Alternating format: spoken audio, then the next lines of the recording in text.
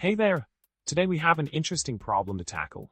Imagine you have a text input containing various lines of text, and you want to extract only the lines that precede a specific pattern.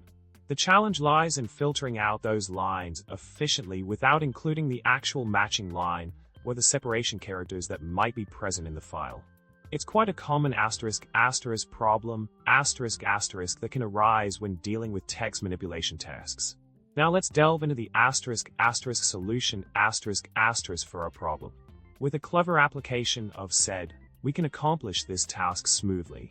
By using the command sed in *pattern p_d, we can leverage the power of pattern space manipulation to extract the desired lines effectively. This command involves appending the next line to the pattern space, checking for the pattern in the second line, and printing the first line if the pattern is found. The magic lies in how sed handles the pattern space, allowing us to filter out the lines preceding the target pattern seamlessly.